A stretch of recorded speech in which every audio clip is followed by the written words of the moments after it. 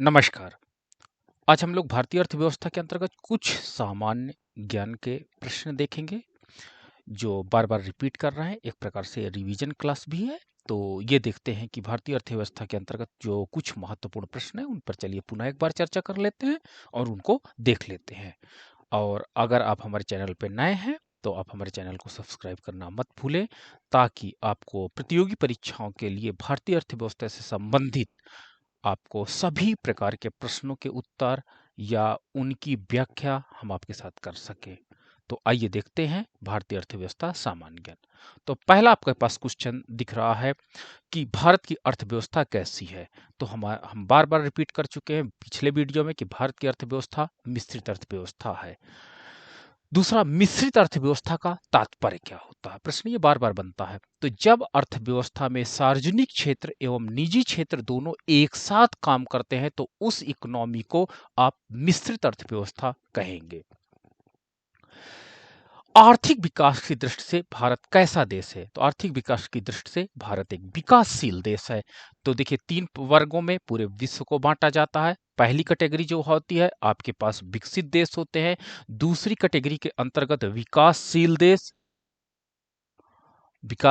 होते हैं। और 3 आपके पास पुअर कंट्री आपके पास आती है। तो भारत पुअर कंट्री से निकल करके अब विकासशील देश में आ चुका है और विकसित देश की तरफ अग्रसर है। नाउ, आर्थिक वृद्धि का आधार क्या है? What is the base of economic development? तो याद रखिए, जब किसी देश में प्रोडक्शन लगातार बढ़ता है तो वो इकोनॉमिक डेवलपमेंट का रीजन बनता है। नाउ, उत्पादन का सबसे गतिशील कारक कौन है? तो उत्पादन का सबसे गतिशील कारक की अगर हम बात करते हैं तो वो है पूंजी, जो आपको अवेलेबल हो जाती है या पहुंच जाती है। तो ये गतिशील कारक में, कि आप उत्पादन के 5 कारक जानते होंगे और उसमें सबसे ज्यादा अधिक गतिशील कारक के रूप में आपको पूंजी प्राप्त होती है। नाउ, भारतीय अर्थव्यवस्था के प्राथमिक क्षेत्र में क्या आता है? याद रखना, प्राथमिक क्षेत्र की एक डिफिनेशन ये याद रखना, जो प्रकृति से हमें मिलती है, मूल रूप में हमें प्राप्त होती है, उसे हम लोग प्रकृति से, याद रखिएगा, जो प्रकृति से हमें मूल रूप से प्राप्त होती है और उसमें बहुत कुछ परिवर्तन नहीं होता, केवल अल्प परिवर्तन होता है या इसमें केवल श्रम साधन का प्रयोग किया जाता है, तो वो हमें प्राथमिक क्षेत्र कहलाती है। जैसे मत्स्य पालन, जैसे खनन, जैसे एग्रीकल्चर, तो ये प्राथमिक क्षेत्र के अंतर्गत आएगा। तो प्रकृति से जो मूल रूप में मिले वो हमारे पास प्राथमिक क्षेत्र है।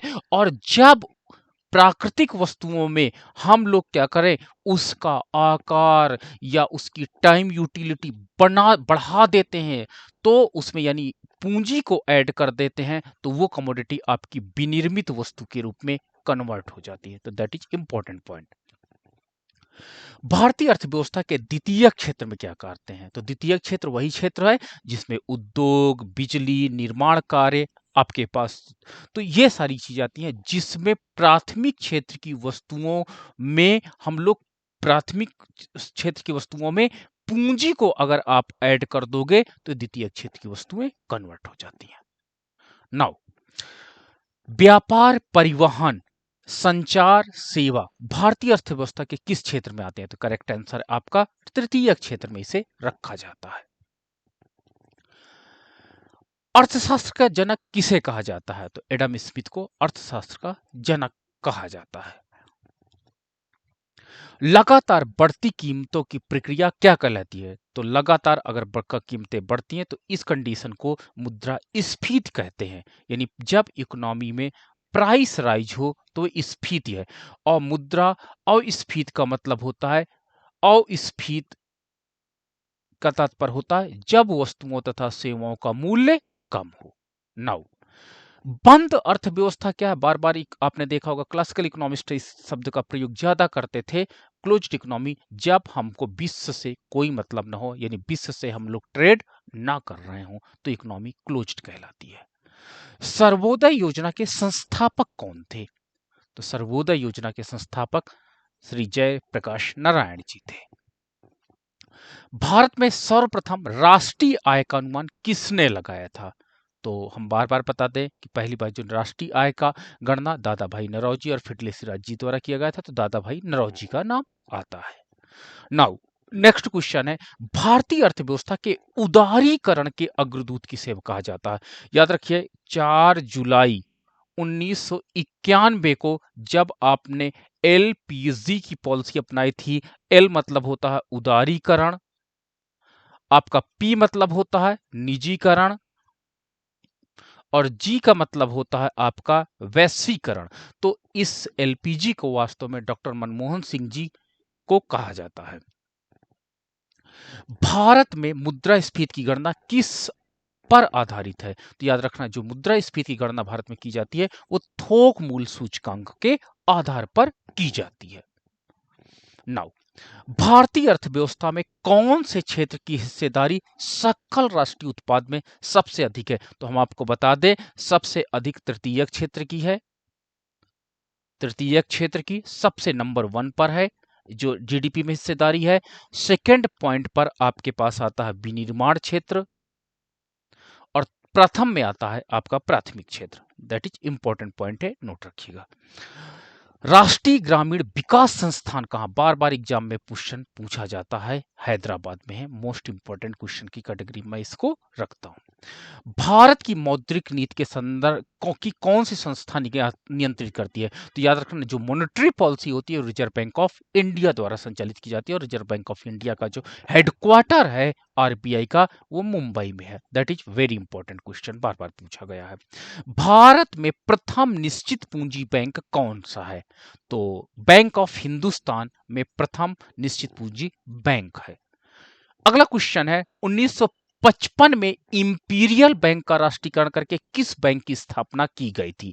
तो ये आपका है स्टेट बैंक ऑफ इंडिया। 1955 में जब इंपीरियल बैंक को कन्वर्ट किया गया तो एसबीआई के नाम से ये बैंक हमारे सामने आया था। ठीक है। भारत में कौन सा पहला बैंक है जिसने आईएसओ से प्रमाणित किया गया है? ठीक है, एक सर्टिफिकेट होता है तो क्वालिटी का, तो आपके पास केनरा बैंक है जिसे आईएसओ सर्टिफिकेट प्रदान किया गया है। नाउ, एक शब्द प्रयोग किया जाता है अर्थशास्त्र में बहुत ज्यादा, मंदड़िया व तिजड़िया शब्दावली किससे है? तो याद रखिए ये शेयर बाजार से शब्दों का प्रयोग किया जाता है।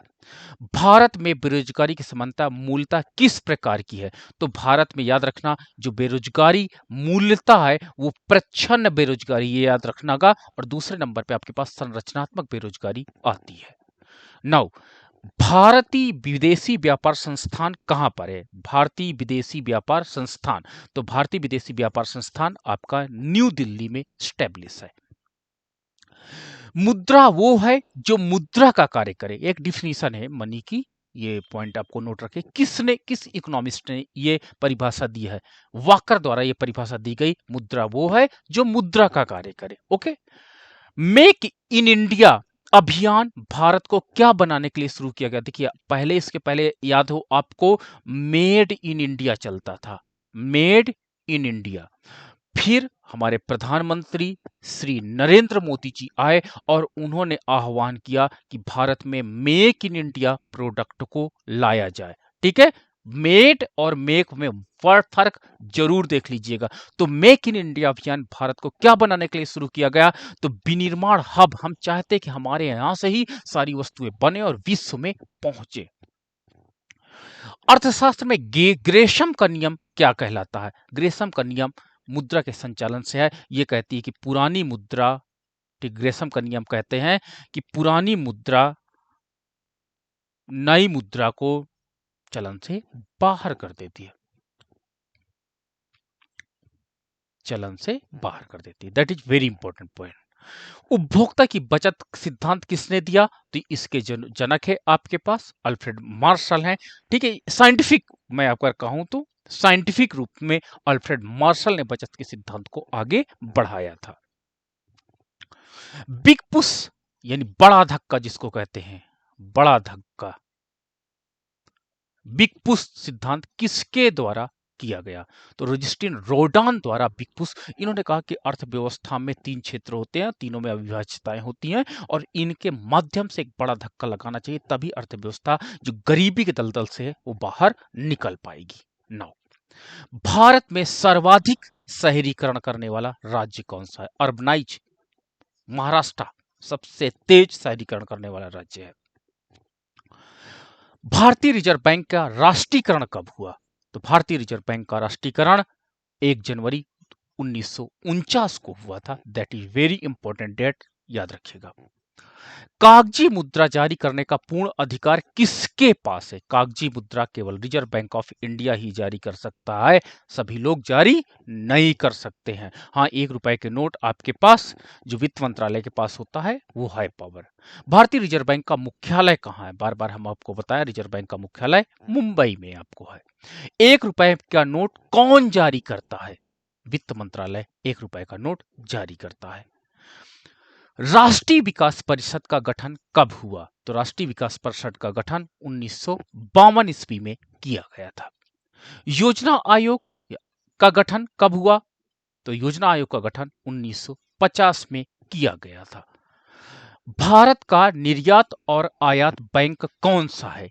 तो इसे एक्जिम बैंक के नाम से जानते हैं। एक्सपोर्ट इंपोर्ट, देखिए EX एक्सपोर्ट, IM इंपोर्ट, ये कोड याद रखिएगा, एक्जिम, ठीक, एक्सपोर्ट एंड इंपोर्ट बैंक, तो एक्जिम बैंक के नाम से जाना जाता है। मुद्रा स्वयं का निर्माण करती है, यह किसका कथन है? तो क्रोमर का कथन है, मुद्रा स्वयं का निर्माण करती है। भारत की राष्ट्रीय आय में प्रमुख स्रोत क्या है? तो सेवा कर जो हमारे पास राष्ट्रीय आय में प्रमुख स्रोत है आपका। सस्ती मुद्रा का क्या तात्पर्य होता है? चीप मनी, ब्याज की दर कम होना, ऐसी मुद्रा जिसमें ब्याज की दर कम हो सस्ती मुद्रा कहलाती है। नरसिंघम समिति का संबंध किससे है? बैंकिंग सुधार के लिए नरसिंघम समिति काम करती है। करेंसी नोट प्रेस कहां पर है? जहां पे नोट प्रेस किए जाते हैं, नासिक में करेंसी नोट प्रेस है। संरचनात्मक बेरोजगारी का प्रमुख कारण क्या है? अपर्याप्त उत्पादन क्षमता। भारत के प्रच्छन्न बेरोजगारी सामान्यतः कहां पर दिखाई पड़ती है? तो आपका जो प्रच्छन्न बेरोजगारी है वो अधिकतर कृषि क्षेत्र में दिखाई पड़ती है। भारत का पहला मोबाइल बैंक कहां पर स्थापित किया गया था? तो खरगोन मध्य प्रदेश में पहला मोबाइल बैंक स्थापित किया गया है। नौ, भारत में प्रथम पंचवर्षीय योजना कब प्रारंभ की गई थी? तो 1951 में नई दिल्ली में प्रथम पंचवर्षीय योजना का प्रारंभ किया गया था। मुद्रा की मात्रा में कमी क्या कहलाती है? अर्थव्यवस्था में मुद्रा संकुचित हो रही है, कम हो रही है, यह कहलाएगी। जिस नीति को देश का केंद्रीय बैंक ऋणात्मक व गुणात्मक उपकरणों के माध्यम से लागू करता है, उस नीति को क्या कहते हैं? तो वो नीति आपकी मौद्रिक नीति कहलाएगी। जब सरकार की आय कम तथा व्यय ज्यादा हो, ठीक है, इनकम कम है व्यय ज्यादा है, तो इस प्रकार की अर्थव्यवस्था घाटे की अर्थव्यवस्था कहलाती है। जब आपके पास व्यय का मान ज्यादा है और आय का मान कम है। नाबार्ड का पूरा नाम क्या है? 1982 में आपके नाबार्ड की स्थापना हुई थी ताकि एग्रीकल्चर फाइनेंस की आवश्यकताओं को पूरा किया जा सके। तो national bank for agriculture and rural development, राष्ट्रीय कृषि एवं ग्रामीण विकास बैंक है इसका फुल फॉर्म। सहकारी साख संगठन का शुभारंभ कब हुआ? तो सहकारी साख संगठन का शुभारंभ 1904 में हुआ था। That is very important question. जब किसी आवश्यकता को कीमत, समय, स्थान से प्रश्न में हो तो उसे क्या कहते हैं? तो इसे हम लोग मांग कहते हैं। जब कोई आपकी नेसेसरी नीड्स निश्चित समय पे, निश्चित कीमत पे और निश्चित स्थान पे होती है और जिसके लिए आप कुछ पे करना चाहते हैं तो वो मांग कहलाती है। This is the definition of demand. मूल्य योजित कर जिसे लोग वैल्यू एडेड टैक्स कहते हैं, किसकी सिफारिश पर इसे लागू किया गया? तो चेलैया समिति ने वैट लागू करने के लिए बात कही थी। अगला पॉइंट है, वो दर जिस दर पर कॉमर्शियल बैंक भारतीय रिजर्व बैंक से रुपए उधार लेते हैं उसे आप रेपो रेट कहते हैं, लेकिन यह अल्पकाल में काम करती है और दीर्घकाल में बैंक रेट आप शब्द का प्रयोग होने लगता है। जो अर्थव्यवस्था आर्थिक दृष्टि से पूर्णतः संपन्न होती है वो क्या कहलाती है? तो इकोनॉमी वो विकसित अर्थव्यवस्था है जो आर्थिक दृष्टि से पूर्णतः संपन्न हो। राष्ट्रीय आय की आकलन के लिए देश में कौन सी संस्था जो नेशनल इनकम काउंट करती है? तो CSO यानी केंद्रीय सांख्यिकी संस्था द्वारा राष्ट्रीय आय की गणना की जाती है। दुर्गापुर भिलाई राउरकेला केला के इस्पात कारखाने किस पंचवर्षीय योजना के दौरान स्थापित किए गए थे? तो ये बार बार एग्जाम में क्वेश्चन पूछा जाता है। दूसरी पंचवर्षीय योजना 1956 से लेकर के 61 के मध्य जो चली थी, वहां पर इसको स्टेब्लिश किया गया था। अंत्योदय योजना कार्यक्रम किस वर्ष में प्रारंभ हुआ? तो अंत्योदय अन्न आपका योजना 1977 से 78 के बीच प्रारंभ हुआ था। राष्ट्रीय विकास परिषद का गठन कब हुआ? तो राष्ट्रीय विकास परिषद का गठन 6 अगस्त 1952 को हुआ था। सेबी की स्थापना कब हुई थी? तो सेबी की स्थापना 12 अप्रैल 1988 को हुई थी। ये पॉइंट बार बार एग्जाम में पूछा जाता है, ये इसको नोट रखिएगा। प्रथम चरण में कितने बैंकों का राष्ट्रीयकरण किया गया है? तो प्रथम चरण में 14 बैंकों का राष्ट्रीयकरण किया गया था 1969 में, और द्वितीय चरण जो था 1980 में फिर से 6 बैंकों का राष्ट्रीयकरण किया गया था। तो this is the first stage and this is the second stage, point be noted. Bharatiya Jeevan बीमा जिसको कहते हैं लाइफ इंश्योरेंस कॉर्पोरेशन की स्थापना कब हुई थी? तो LIC की स्थापना 1956 में हुई थी, यानी सेकेंड 5 ईयर प्लान के अंतर्गत हुई थी। देश में कितनी टकसाल कार्यरत है? टकसाल वो प्लेस होता है जहां पर सिक्कों को ढाला जाता है। तो वर्तमान में भारत में 4 टकसालें काम कर रही हैं। केंद्र राज्य संबंधों को संबंधित समिति का नाम क्या है? तो केंद्र राज्य संबंधी समिति को सकरिया समिति के नाम से जाना जाता है। विमुद्रीकरण क्या है? अभी आपने देखा होगा 2016 के अंतर्गत जब पुरानी मुद्रा को अर्थव्यवस्था में चलन में बंद कर दिया जाता, तो ये कंडीशन कहलाती है विमुद्रीकरण। पुरानी मुद्रा की जगह नई मुद्रा अर्थव्यवस्था में जारी कर दी जाती है। भारत का सबसे पुराना स्टॉक एक्सचेंज का, शेयर बाजार का में होता ना स्टॉक एक्सचेंज, वो कौन सा है? तो मुंबई स्टॉक एक्सचेंज सबसे पुराना 1986-87 में इसकी स्थापना की गई थी। श्वेत पत्र किसे कहते हैं? तो राष्ट्रीय लेखा सांख्यिकी को श्वेत पत्र के नाम से जाना जाता है। That is important question. Operation flood किससे संबंधित है? ये दूध के उत्पादन से है। दूध के उत्पादन से है ऑपरेशन फ्लड, ताकि आपके देश में जो दूध के उत्पादन है उसकी तेजी से वृद्धि की जाए। विश्व बैंक की उदाहरण प्रदान करने वाली खिड़की किसे कहा जाता है? मतलब कि आपके पास सॉफ्ट लोन जो है विश्व बैंक की, आपके पास सॉफ्ट लोन जो विंडो कहलाती है वो कौन कहलाती है? आपके नरम ऋण की खिड़की कह सकते हो, नरम ऋण की खिड़की। तो आईडीए राष्ट्रीय विकास संघ को कहा जाता है। बैकवास प्रभाव गुरनार मिंडाल ने दिया था, ये बार बार एग्जाम में पूछा जाता है, बैकवास इफेक्ट। भारत में वित्त आयोग का गठन का प्रावधान संविधान के किस अनुच्छेद में? तो अनुच्छेद 280 वित्त आयोग के गठन की बात करता है। अगला प्रश्न है निक्की क्या है? ठीक है, निक्की क्या है? टोक्यो जापान का जो आपका है, जापान में टोक्यो स्टॉक एक्सचेंज का शेयर मूल्य, जैसे हमारे यहाँ BSE होता बॉम्बे स्टॉक एक्सचेंज, वैसे वहां टोक्यो स्टॉक एक्सचेंज के नाम से उसमें चलता है निक्की। राष्ट्रीय विकास एवं ग्रामीण विकास बैंक यानी जो नाबार्ड की स्थापना किस समिति की सिफारिश के आधार पर की गई थी? तो शिवरामन समिति। बार बार एग्जाम में यह क्वेश्चन पूछा जाता है, दैट इज वेरी इंपॉर्टेंट, याद रखिएगा। कुड़नकुलम में नाभिकीय ऊर्जा संयंत्र की स्थापना किस देश के सहयोग से की जा रही है? ठीक है, एटॉमिक एनर्जी को कुड़नकुलम में लागू मतलब बनाया जा रहा है, तो ये रूस के सहयोग से परियोजना चल रही है। देश में GST का प्रावधान किस संविधान संशोधन अधिनियम के अंतर्गत किया गया? तो GST का जो प्रावधान है वो 101वां संविधान संशोधन के अंतर्गत भारत में किया गया। गुरु शिष्य परंपरा परियोजना किसके लिए शुरू की गई? तो गुरु शिष्य परंपरा हस्तशिल्पी के लिए प्रयोग की गई। गिनी गुणांक का प्रयोग किसके लिए किया जाता? आय के असमान वितरण के लिए गिनी गुणांक और लॉरेंज गुणांक, दो वर्ड याद सीखे रहिएगा, जाने रहिएगा। आय असमानता के लिए इसको किया जाता प्रयोग।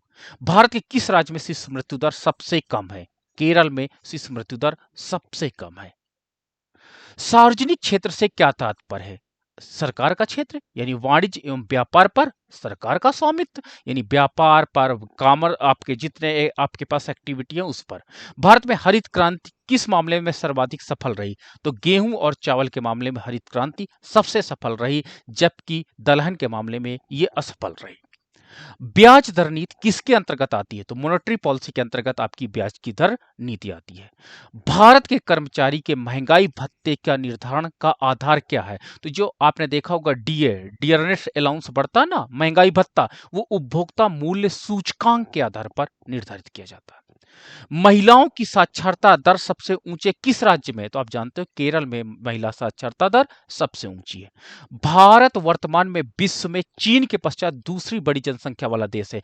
नंबर 1 पे चीन चल रहा है, दूसरे नंबर पे भारत है जहां पे सबसे ज्यादा पॉपुलेशन इस समय है।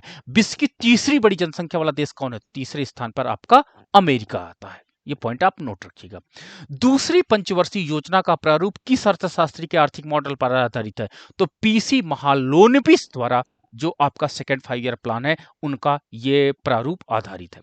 ब्रिक्स विकास बैंक का मुख्यालय कहां पर है? तो ब्रिक्स विकास बैंक का मुख्यालय संघाई में स्थापित है। राष्ट्रीय कृषि और ग्रामीण विकास बैंक यानी नाबार्ड की स्थापना किस पंचवर्षीय योजना के अंतर्गत की गई थी? तो नाबार्ड की स्थापना छठी पंचवर्षीय योजना के अंतर्गत की गई थी 1982 में। अवमूल्यन शब्द का क्या तात्पर्य होता है?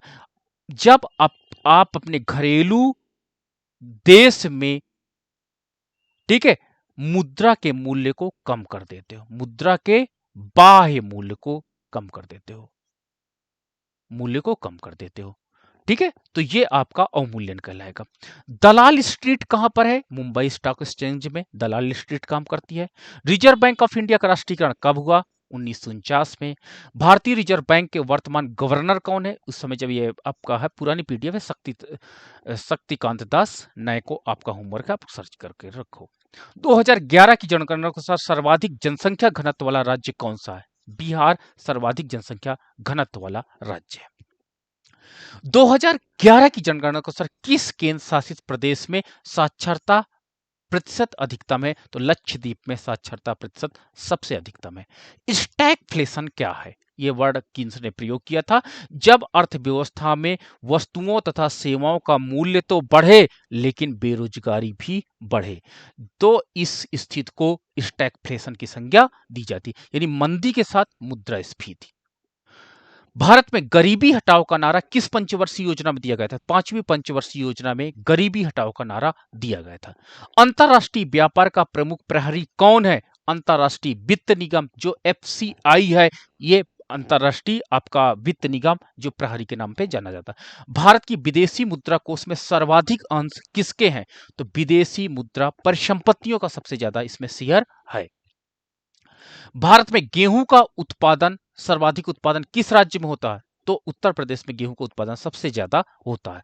राष्ट्रीय आवास बैंक किसका नियंत्रित उपक्रम है?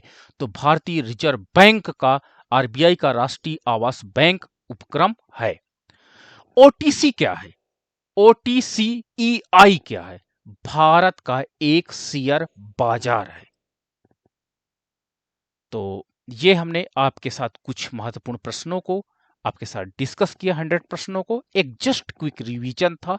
ये प्रश्न तो आपको आने चाहिए अगर आप अर्थशास्त्र के स्टूडेंट हो या प्रतियोगी परीक्षाओं के लिए, तो एक क्विक रिवीजन था, और इसीलिए ताकि आप प्रतियोगी परीक्षाओं की तैयारी प्रॉपर चलती रहे। हम फिर से नेक्स्ट वीडियो में जल्द ही मिलते हैं। So much thank you. अगर आपके कोई प्रश्न हो तो आप हमें कमेंट अवश्य करिएगा। So much thank you.